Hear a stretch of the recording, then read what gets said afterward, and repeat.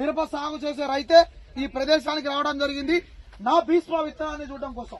అయితే ఈ భీష్మ విత్తనంలో మంచి ఏముంది చెడు ఏముంది పరిశీలించినప్పుడే మీరు ఇక్కడికి వచ్చి చూసినందుకు ఒక సార్థకత ఉంటుంది.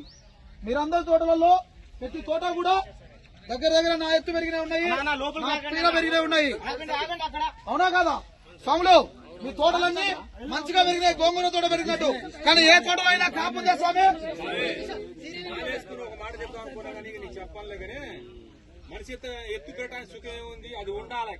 అది మంచి మాట. నాకు మాలేసుకున్నావు తప్పలేదు, వృత్తి ధర్మం. గుమ్మడికాయ ఉండదు, ఉండదుగా. నేను కూడా అదే చెప్తున్నా కదా స్వామి. అయితే స్వామి దీనిలో ఏం ఎక్కువ ఉంది అని చెప్పే ప్రయత్నమే నాది. గోంగూర లెక్క అంటే నాకు చెప్పాల్సిన వృత్తి ధర్మం నాది స్వామి. అయితే స్వాములు మీకు కాయబడ్డదంతో పాటు ఈ విత్తనానికి ఉన్న బలమైన లక్షణం ఏంటంటే నల్లి రోగం వచ్చినా తట్టుకుంటుంది స్వాములు.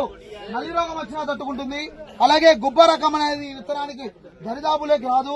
100కు 100% రాదనేది చెప్పను కానీ 90 భాగాలు రాకుండా అయితే తట్టుకుంటుంది ఈ విత్తనము. కాకపోతే ఏంటంటే ఈ సంవత్సరం ఏ విత్తనానికి కూడా గుబ్బ రాలేదు, బ్రహ్మాండంగా ఉన్నాయి.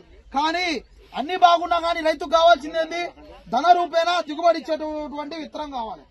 ఈ విత్తనానికి ఒకే తటస్థమైన ఎదుగుదల ఉన్నా గానీ ఆ ఎదుగుదలలో కూడా దిగుబడి ఇచ్చే విధంగా మన కంటికి కాపు కనబడుతుందా లేదా? అర్థమైందా? నేను ఇందా మీకు చెప్పింది ఎత్తు పెరిగితే సుఖమైంది. ఎత్తును చూస్తే ముద్ద వస్తుండే, అరకాయ కడితే ఏడుపు వస్తుంది. ఎత్తుండొద్దు, అది ఆ పండుకునే విత్తనం మనకొద్దు. ఆ పండుకునే విత్తనం మనకొద్దు. పందెం పెడితే బండలాగే విత్తనమే ఈ భీష్మ విత్తనం. అందరూ ఒకసారి చెప్పండి, అందరూ ఒకసారి చెప్పండి. విత్తనం నచ్చిందా స్వామి? ఒక్క నిమిషము మీరు చెప్తారు కదా, ఒక్క నిమిషం స్వామి. ఏ ఊరు స్వామి మీది? ఓకేదండ. మీకట అంటే మీరు సాగు చేసినారా? ఏం సాగు చేసినారు? ఏ తోట పండిస్తున్నారు ఇప్పుడు? డబల్ 2